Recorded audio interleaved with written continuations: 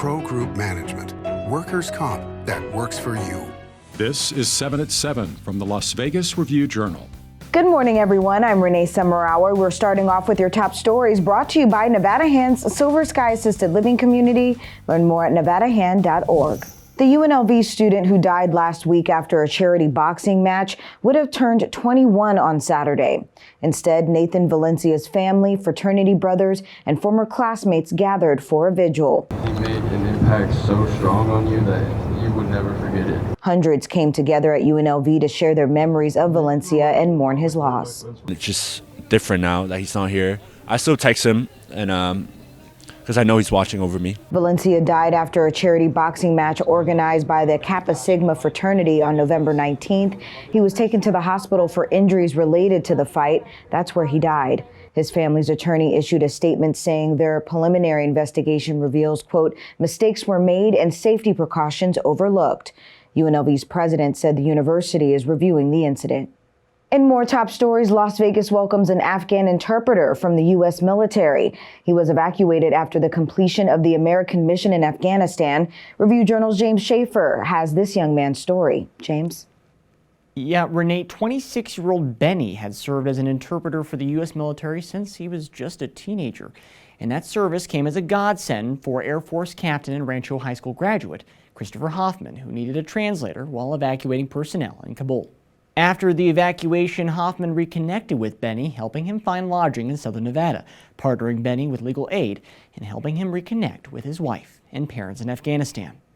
So Benny's definitely, going to be a part of our family forever, and so, we're just really going to try to get him reunited with his immediate family, and I think that's really what we're focused on right now. Hoffman also said that Benny kept the homeland safe and said that he is now giving back to the Hoffman family in unexpected ways. Renee?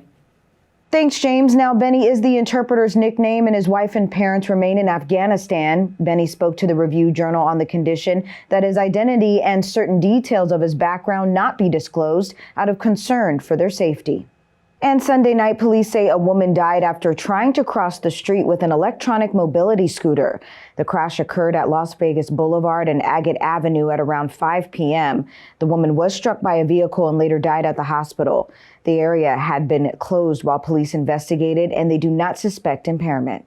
And a Reno businessman looks to throw his hat in the ring for Nevada state governor. The biotech venture capitalist Guy Nora is running as a Republican, and he's up against 5 more seasoned candidates. So Nora is working on setting himself apart from the rest. I'm a different candidate, and I'm doing this in a different way.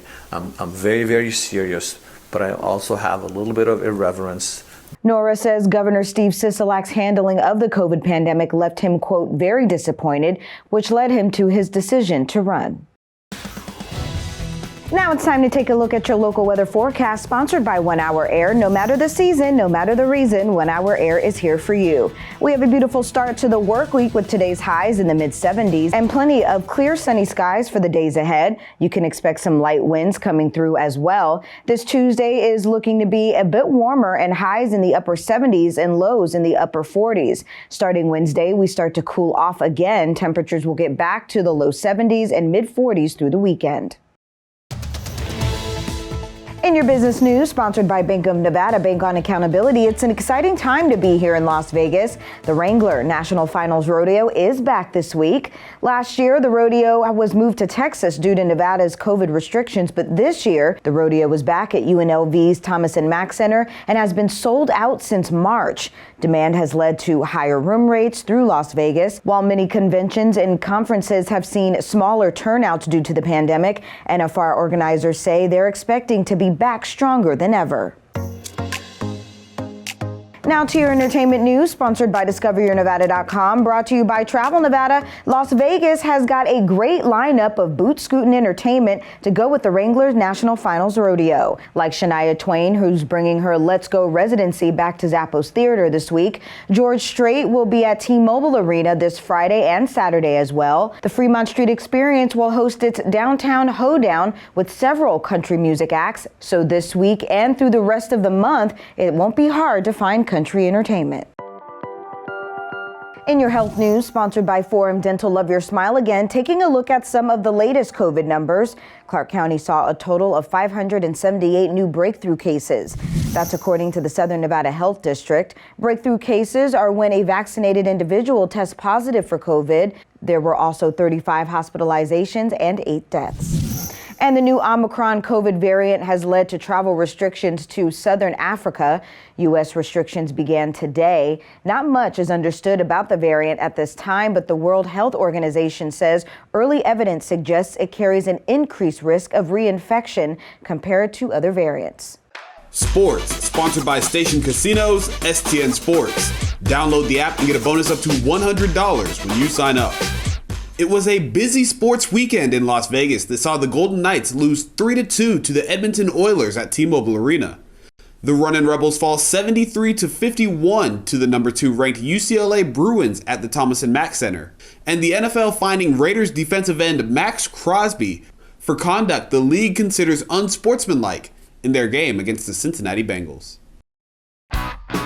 Sports betting, sponsored by Las Vegas Paiute Tribal Smoke and Cigar Shop. According to BetMGM, the Tampa Bay Buccaneers are plus 210 favorites to win the NFC, and the New England Patriots are the plus 450 third pick to win the AFC. Based on a parlay of each team's conference futures, the odds are 16-1 the teams will meet in this year's Super Bowl.